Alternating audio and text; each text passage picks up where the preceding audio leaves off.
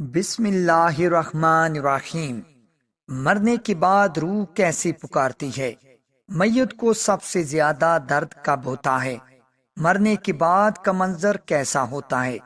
اس بارے میں حضور صلی اللہ علیہ وآلہ وسلم کا فرمان جاننے کے لیے ویڈیو کو آخر تک ضرور دیکھیے گا۔ حضرت زیاد سے روایت ہے کہ نبی کریم صلی اللہ علیہ وآلہ وسلم نے فرمایا کہ میت پر سب سے زیادہ سخت حالت اس وقت ہوتی ہے جبکہ غسل دینے والا اس کو نہلانے کے لیے آتا ہے، اس کی انگلی سے انگوٹھی اتارتا ہے، جسم سے لباس اتارتا ہے، سر سے امامہ جدا کرتا ہے، اس کی روح بے چین ہو کر فریاد کرتی ہے جس کی آواز جنوں انس کے سوا سب سنتے ہیں، اور کہتی ہے اے نہلانے والے، تجھ کو خدا کی قسم میرے کپڑے بہت نرمی سے اتارو، کیونکہ ملک الموت کے پنجے کی تکلیف سے مجھے پوری طور پر ابھی آرام نہیں ملا۔ پھر جب اس کو تختے پر لٹا کر اس پر پانی ڈالا جاتا ہے تو روح چلاتی ہے اے نہلانے والے، خدا کے واسطے میرے جسم کو قوت سے ہاتھ نہ لگا، کیونکہ وہ جان کنی کی سختی سے زخمی اور چور چور ہو رہا ہے۔ پھر جب نہلا کر اس کو کفناتے ہیں اور پاؤں کی طرف سے باندھ دیتے ہیں تو روح کہتی ہے اے غسل دینے والے، خدا کے لیے ابھی سر کی طرف سے میرے کفن میں گرا نہ لگانا، تاکہ میرے بیوی بچے اور تمام رشتہ دار دنیا میں آخری بار میری صورت دیکھ لیں، کیونکہ آج میں ان سے بچھڑ رہا ہوں اور اب قیامت تک یہ میری صورت نہیں دیکھیں گے۔ پھر جب اس کا جنازہ تیار کر کے گھر سے باہر نکالا جاتا ہے تو روح پکارتی ہے اے جنازہ اٹھانے والوں، خدا کے واسطے ابھی جلدی نہ کرنا، تاکہ میں اپنے بال بچوں اور عزیز و اقارب سے رخصت ہو لوں۔ اے جنازہ اٹھانے والوں، میں اپنی اولاد کو آج یتیم اور بیوی کو بیوہ چھوڑے جاتا ہوں، خدا کے لیے میرے بعد ان کو تکلیف نہ دینا۔ میں اپنا گھر اور مال و اسباب دوسروں کے لیے چھوڑے جاتا ہوں، اب یہاں کبھی واپس نہ آؤں گا اور قیامت تک کسی کی صورت نہ دیکھوں گا۔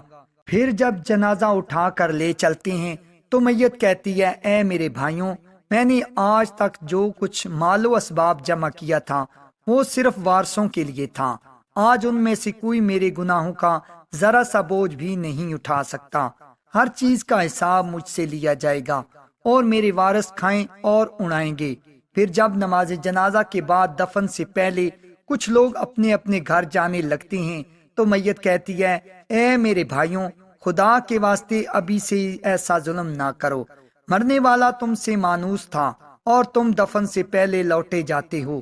پھر جب اسے قبر میں اتارتے ہیں تو میت کہتی ہے اے میرے وارثوں، او ترکہ پانے والوں، میں نے جو کچھ مال جمع کیا تھا وہ سب تمہارے لیے چھوڑا، خدا کے لیے تم مجھ کو دعائے خیر اور فاتحہ سے بھلا نہ دینا۔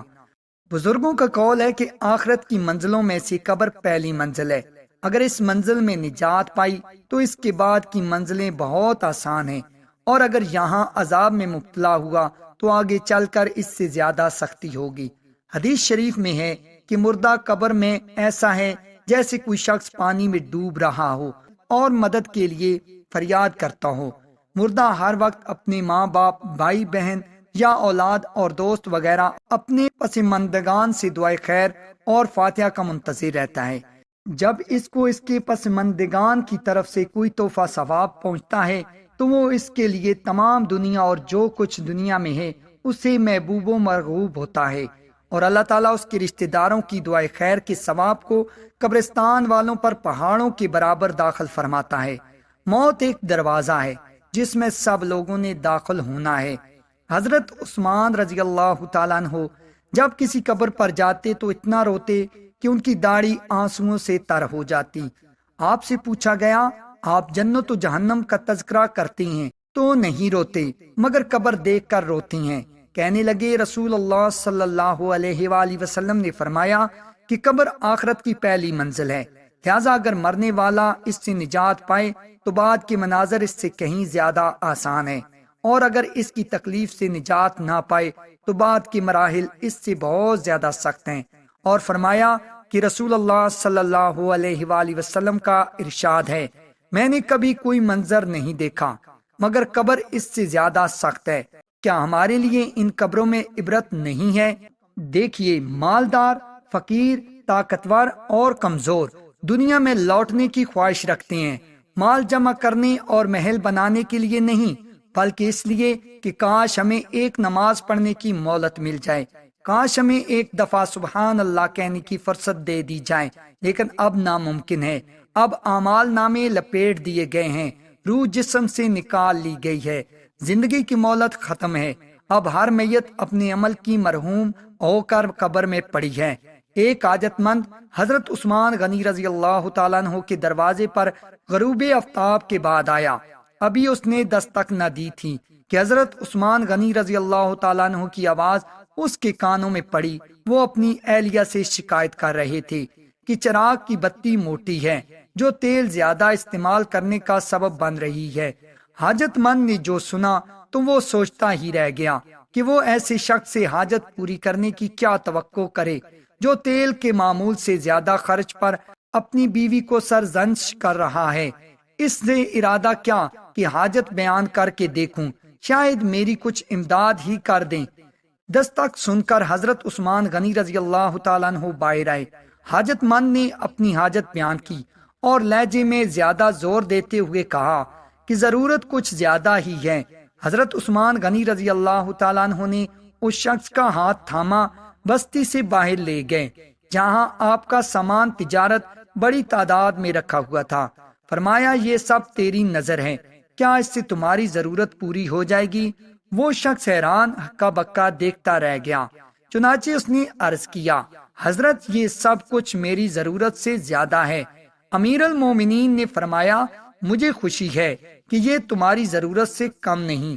اس شخص نے کہا، اے حضرت ایک بات بتائیے، چراغ کی بتی قدر موٹی ہو جانے پر آپ اپنی زوجہ محترمہ کو سرزنش کر رہے تھے، حالانکہ چراغ اس قدر روشنی رکھنے میں شاید صرف 1 درم کا تیل استعمال نہ ہوتا، وہ تو آپ کو گوارا نہ ہوگا، اور یہاں ہزاروں کا سامان مجھے بلا تحمل دے رہے ہیں۔ تب آپ نے فرمایا، بھائی، چراغ میں تیل کا زیادہ اسراف ہے، اور زیادہ اسراف اللہ کو پسند نہیں، اور مجھے اللہ کے حضور اپنے اعمال کی فکر رہتی ہے۔ یہاں مجھے فکر اعمال لاحق ہیں، اس لیے میں نے سرزنش کی سامان تمہیں اللہ کی خوشنودی کے لیے صدقہ دیا ہے، اس پر اجر کی امید ہے اور وہاں پر حساب کا خوف ہے۔ اللہ تعالی ہم سب کو دین کی سمجھ نصیب فرمائے اور ہمارا خاتمہ ایمان پر فرمائے، آمین۔ ناظرین، کمنٹ باکس میں ایک بار اللہ کا نام ضرور ٹائپ کریں۔